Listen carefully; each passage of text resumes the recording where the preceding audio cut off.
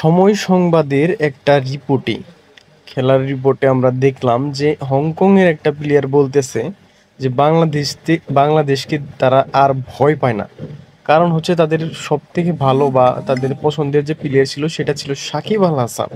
কিন্তু সাকিব আল হাসান চলে যাওয়ার পর বাংলাদেশে ওইরকম কোনো খেলোয়াড় নাই যাকে দেখে তারা ভয় পাবে। এরকম একটা কথা বলতেছে কি, তাহলে আমাদের তাসকিন, মুস্তাফিজ এরা কি ভাই বানের জলে ভাইসা আসছে নাকি?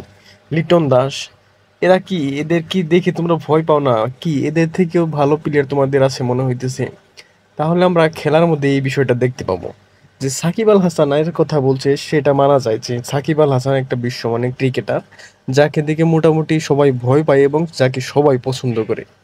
কিন্তু তার মানে এই না যে সাকিব আল হাসান ছাড়া আমাদের দেশে বা বাংলাদেশ টিমে কোনো খেলোয়াড় নাই যাকে দেখে ভয় পাবে না, বা যারা ভয় তো বাদ দিলাম, কিন্তু ভালো খেলে না এরকম ক্রিকেটার যে নাই, এই কথাটা বলা ভুল হবে। কারণ রিসেন্টলি আমরা যে টি-20 সিরিজগুলো খেলছি সেইগুলো খেলগুলো দেখতে পাবেন আমাদের যে নতুন প্রজন্মের ক্রিকেটারগুলা বা আমাদের যে নতুন ক্রিকেটারগুলা, ইমন বলেন, তানজিদ হাসান তামিম বলেন, তারা কিন্তু খুবই ভালো খেলতেছে এবং তারা কিন্তু ব্র্যান্ডের ক্রিকেট খেলতেছে। টি-20, আধুনিক টি-20 যেভাবে খেলা হয় তারা কিন্তু সেইভাবে ক্রিকেট খেলতেছে।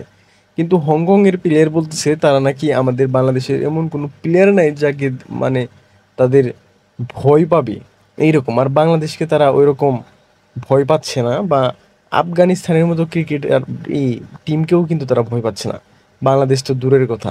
যাই হোক, আমাদের সাথে যদি ম্যাচ হয় তাহলে তাদেরকে দেখিয়ে দিব। যদিও 2014 সালের টি-20 বিশ্বকাপে তারা কিন্তু আমাদের হারিয়েছিল, সেইটা হয়তো বা তাদের এখনো মনে গেঁথে আছে এবং তারা আবারও চেষ্টা করবে আমাদের হারানোর। কিন্তু 2014 সাল, সরি, 2014 সাল এবং 2025 সালের মধ্যে আমাদের ক্রিকেটের পালাবর্তন বা পরিবর্তনটা অনেক।